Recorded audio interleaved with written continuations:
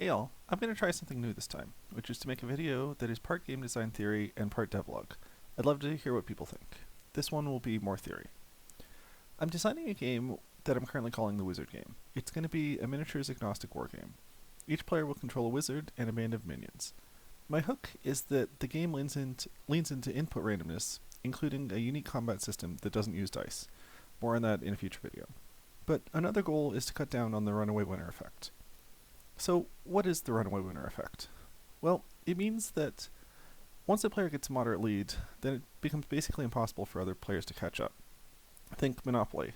Once a player owns a bunch of hotels, it's really hard to come back.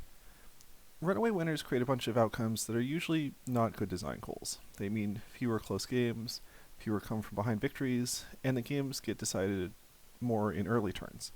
As such, most board game designers try to avoid runaway winners so that it can feel like anyone can win until the end of the game. But wargames have a runaway winner effect built into their very nature. So, as I started with my wizard game, I wanted to examine how other wargames have tried to avoid it. This is kind of where the video came from. So I'll start by explaining negative feedback. If a game has no feedback, then when you start winning, nothing changes to make it easier or harder to increase your lead. Most sports are this way. If you're a couple of points ahead in basketball or rugby or golf, nothing changes to make you more or less able to score points.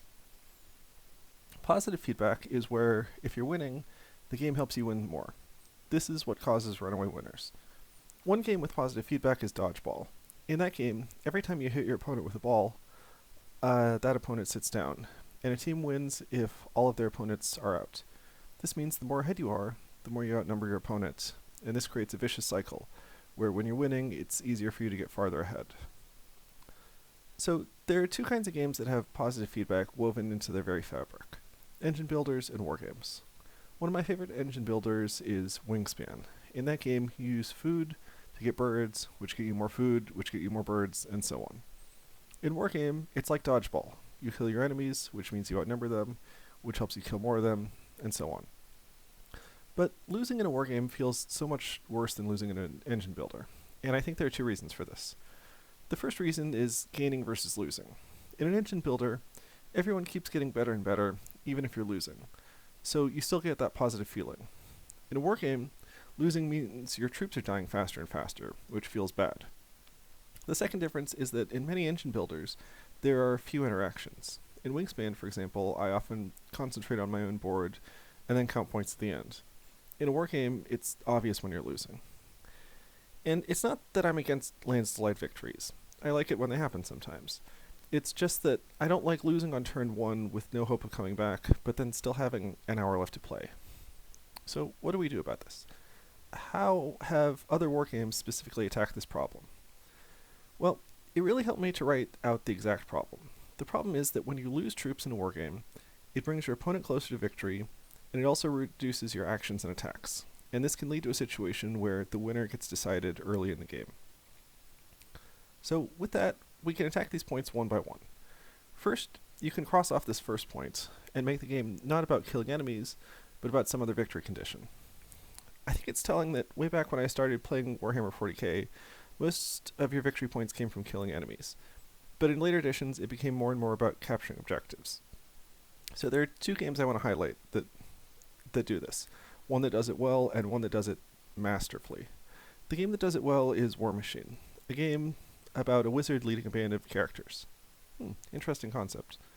Anyway, games of War Machine tend to have two victory conditions. The first is to capture objectives, and the second is to kill the enemy wizard. I love the tension that this creates. If you can't capture the objective, then you can always make a Hail Mary attack on the enemy wizard, and sometimes it works.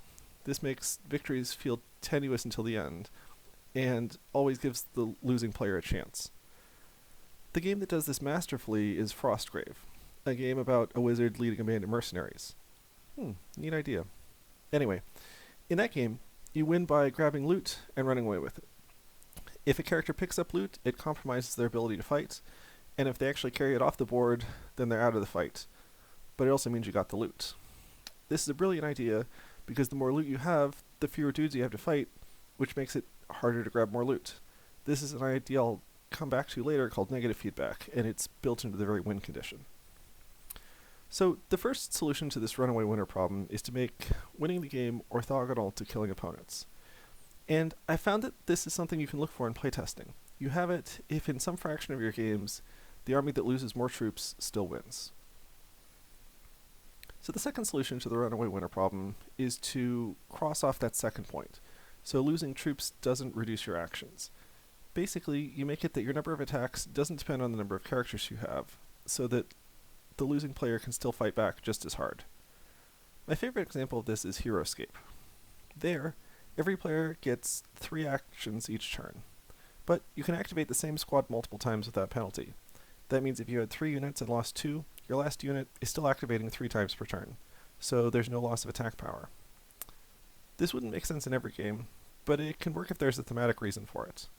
For example, Undaunted does something similar, and the rationale is that the fog of war is the limiting factor.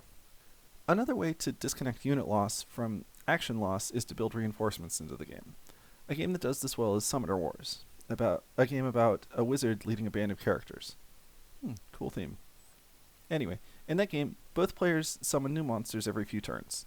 Thus, losing a troop is bad until you summon another one. The game works, however, because there's still a long-term consequence for losing units. You eventually run out of summoning magic. It wouldn't be fun if your opponent could just bring back anyone for free. It would make fighting feel kind of pointless. And I'll say that there are smaller ways to do this too, by having resources that stay constant as your number of characters drop. For example, in my game, Illyria, there's a resource called energy points that you can use to boost attacks. In most scenarios, you get 2 energy points per turn, regardless of how many soldiers you have. This means that as you lose characters, you're more able to shower your remaining characters with those energy points. Okay, that was solution 2. Solution 3 is to add some kind of negative feedback into the game, something that directly helps the loser. So negative feedback is the opposite of positive feedback. It's also called catch-up mechanism, and these are mechanisms that specifically help the loser.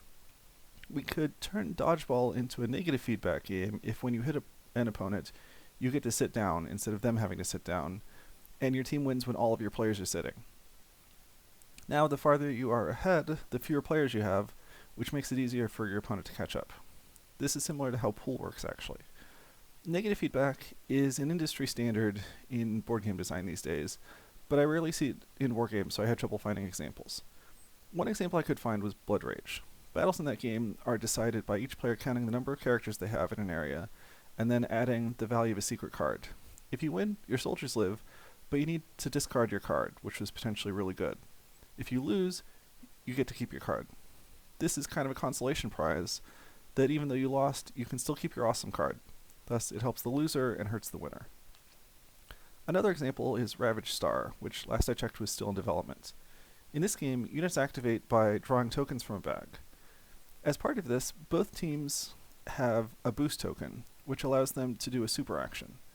I don't know if they kept that rule in, but at one point during development, the losing player would get an extra boost token, so they would get an extra super action. Again, helping the loser. Solution 4 is simply that when a player gets a big lead, the game ends. Really, the reason that positive feedback is no fun is because if you know you're going to lose, then it's no fun to have to play a bunch more turns. But if the game just ends, it's kind of fine. The best version I've seen of this is first edition Necromunda, which does it in 2 ways.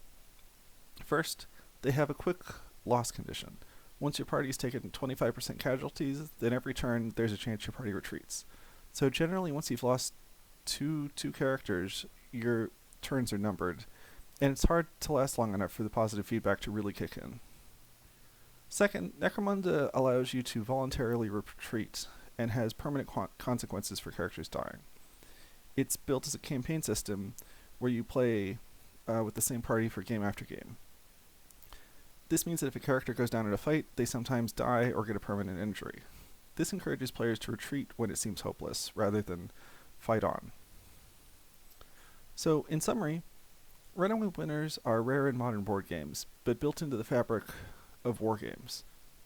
It seems like there are 4 ways to reduce it, and those are to make games where, number 1, players win by completing objectives rather than killing enemies. Number 2, actions are not tied to the number of troops. Number 3, there are other catch-up mechanics. Or number 4, the game just ends before it overstays its welcome. Okay, that was a lot. So, time for the devlog. What am I doing for the wizard game? Well, so far, I've mostly been leaning into these first 2 options. First, I've been using the war machine idea of having multiple ways to win, either by capturing objectives or killing the enemy wizard. I'm still tweaking what capturing objectives looks like. For example, in my last playtest, there were 6 magic fountains that spawned victory point tokens somewhat randomly, and you win by capturing them. I don't love it yet, but I'll get there. And I am going to try to have a few different missions for the final game. So far, this system has made some interesting games. Sometimes one player just dominates, but that's certainly not every game. I've had games where one player focused on getting objectives instead of killing enemies, and this created a tense game where the stronger army was playing catch-up. I've also had a couple of playtests where one team was totally winning in terms of objectives, so the other team went on the offensive to try to kill the enemy wizard. And in several of the games I played, or at least in a few of the games I played, a player won even after suffering much higher losses, which is really what I'm looking for. So I need to keep iterating on this, but it's in a good place so far. Second, I've been adapting the ideas from HeroScape and making it that you get a set number of attacks per turn. In the current draft, you get a wizard and 2 units of minions. You get to activate all 3, but for each minion unit, you only get to act with 1 or 2 models. This means that as minions die, you lose board coverage and options, but you don't lose the ability to fight back.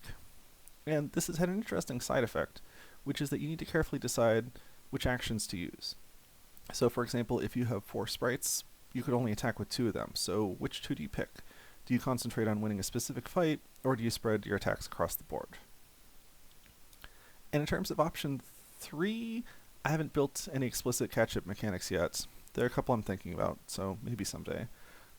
For option 4, I've had a couple of playtests where one player surrendered when there were still a few turns to go, but so far this has been pretty uncommon.